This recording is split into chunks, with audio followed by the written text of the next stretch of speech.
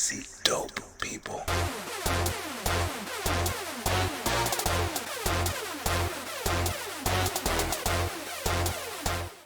Okay, and we are here in another episode of Dope People. I say dope people. I am your host, Hayden Green, Brooklyn's favorite polymath, and today I have one of my good friends. I've known Chris for many years. He went off and pledged another organization that we're not going to talk about. We all make mistakes in life. I still love the brother. So Chris Mercado. So listen, Dope People is a podcast that really just talks to people, and I just want to know, what makes people dope, what makes them dope, I want to tell them what I think is dope about them. And for those of you who don't know what dope is or didn't grow up in the 80s like we did, dope really talks about something that is really amazing. And so what I want to know is what we're going to talk about is things that you've either done one time that was dope or something that you continue to do that's amazing, that puts a different spin on the world. All right. So, Chris, how you doing? Doing great, man. I was telling you at the beginning that I'm a little bit nervous about my sound quality. Chris is a sound guy, so for many years, I was like, all right, I got to be on point. Chris, I always open up, and I just want to know right from the get-go, who do you think is dope? Who's the dopest person that you have ever met or that you know? That is a very hard question covering so many years. But honestly, I really thought about it. And, when you put on a ring, two are one. So I'd have to say my parents. Honestly. One, because I'm Black and Puerto Rican. And so for them to come up in the 60s, have me at that time with racism and everything else to come together. My dad was a fighter pilot in the Air Force. My mom was coming from South Hill, Virginia. You didn't have Puerto Ricans flying jets from the Bronx. You know what I mean? So having all that, everything they went through to just come about in time, and what they instilled in me that I'm out now instilling in my child, they're dope. They're just dope. It's just amazing. Well, you just guaranteed yourself a good dinner on Sunday. I like that. Excellent. Well, Chris, like I said, I've known you for a very long time. Yeah. And one of the things that I've always thought that was amazing about you was you are. So there are a lot of people. So you used to work at WBLS, right, or MS Broadcasting. Yes. And when people work at MS Broadcasting, everybody always thinks about the DJ, always thinks about the on-air personalities. And I'm a photographer, so I ended up being there because I was taking pictures of these people. So I respected the background of everything that went in.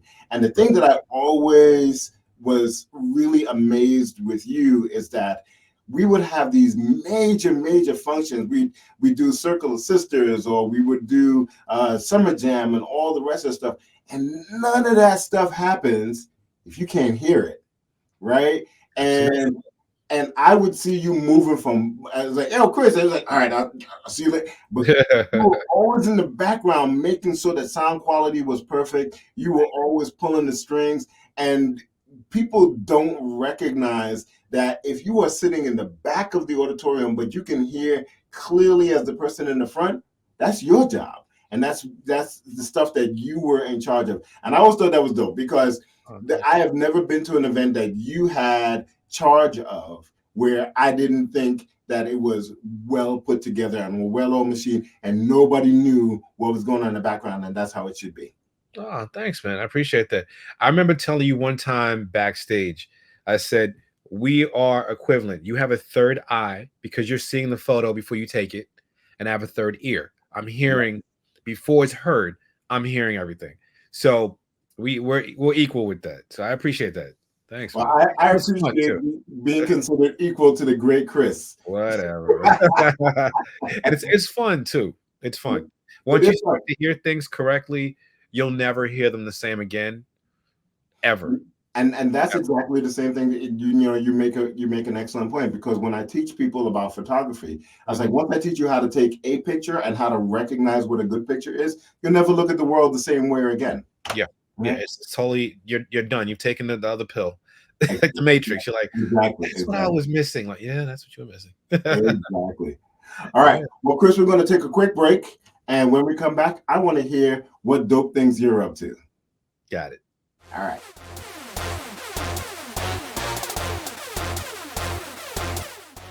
All right, we are back with Dope People. Today I am wearing my Pickle Rick shirt. I don't know those of you who are Rick and Morty fans, but I love Rick and Morty, and Pickle Rick is the greatest animation episode ever. Have you seen Rick and Morty? I've seen it, but I don't know it like that. I've definitely seen it. It's pretty popular. It is. It's if you want to melt your brain for a couple of hours, pick up on Rick and Morty. But once you get to the Pickle Rick episode, you will understand the genius of this. It is just brilliant. It's absolutely brilliant. All right, so we are back with my dope person of the day, and that's Chris. Chris, what dope thing are you doing? And when I say dope, I mean it could be, something that you have done one time, like rescuing a koala bear from crossing the street that one time, or something that you do on a regular basis, like mentor people or clean up parks. What makes you dope? I love seminars Mm-hmm. and mentoring. I've done it 3 times at Howard, done it twice at NYU and other schools and events. I love teaching. So first thing I'll do is say, put the book away. This is how it really works. And I let Mm, people know this is how this works. You know, I went through all these years learning the hard way. Let me help you out a little bit. You still have to get your skills up. I'm not going to give it to you. It's not going to be given to you. But if this cuts down the clutter, someone had to look out for me. So I try to pass it on. no, absolutely. And I love doing it. And when you're effective, as an educator, when you see that spark, somebody goes, oh, I didn't know that. And it's the best feeling in the world that you went through something to pass it on. So Absolutely. it's very cool. I love doing There, that. there is nothing like being able to see the light go on in somebody's eyes, Yeah, especially the people who came to you doubting that you was ever going to be able to show them anything, right? exactly. I remember there was this one kid. I'll make it fast. I was at Howard, and he was asking me. He said, "So how long have you been using Pro Tools?" And I said, "Since the beginning." And he said, "Oh, so you must have all these certifications and all." I said, when I started, nobody had a certification. You did it and learned it and learned it and practiced it. And he was going the direction of, well, I've got mine. And I said, I've forgotten more than you've learned Mhm, because mhm. I've grown with the software. I made the mistake. So I'm glad you could pass, a test, but can you do that in real life? I've done it in real life. Give me the Right. test now. You know what I mean? And everybody went, ooh. And I said, just sit down. And this is at Howard. And afterwards, he apologized because he was starting to feel himself a little bit. I'm like, you're like 19 and just started. I've done Yeah. this longer than you've been alive. Like, come on now. So those are those times too. You kind of go, oh, this dude. This world is made up of a bunch of ageisms too, right? Like if you get Yes. to be too old, or all of a sudden people think that you can't do certain things, and people think that you can't do certain things if you're too young. You and I Right. were just talking about the things that our kids are doing, and we were like, when I was their age, I wasn't doing it, right? No. So Yeah. it's always, and I'm glad that the two of you were able to get to that level of exchange, because it's always this whole push and pull is like, well, do I know it because I read it, or do I know it because I was there when they built the software, right? Exactly. I grew up with the software. Like I kind of know that and too, because you've done it until you step on, like, say, a summer jam stage and you see 60,000 people and you're behind the scenes making something happen and being a part of that. You can't say anything.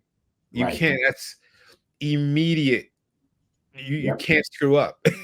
Right. And Right. when you've been tried like that, it's kind of like learning martial arts out of a book. Until you've received the right cross, you even learn martial arts. You didn't learn martial Who arts. knows what You they're doing? read a thing. Exactly. You kind of go, oh, that's what it's like. Yeah. You read Yeah. it. Well, that is dope. I really appreciate that perspective, Chris, and I appreciate you coming on. So now I'm gonna go in and share a dope moment. So every podcast we share one dope moment in history, and today is about Zayla Avant-Garde. She was a 14-year-old Louisiana native, and she became the first African American to win the Scripps Spelling Bee in 2021. She also holds the Guinness Book of World Records for ball handling in basketball. So she can spell, and then she will run around you on the basketball court, right? So Nice. I think that's pretty dope. Absolutely. Nice. Wow, I didn't know that. See? Yeah, Just learned something new. learn something new. You got to do that every day. All Absolutely. right, Chris, I want to thank you so much for coming on. This has been another episode of Dope People. If you know somebody who should be on this podcast, you know some dope people in your life or in your neighborhood or in your school, please reach out to me, subscribe, and send me an email, and we'll make it happen. Until then, go forth and be dope. See y'all later.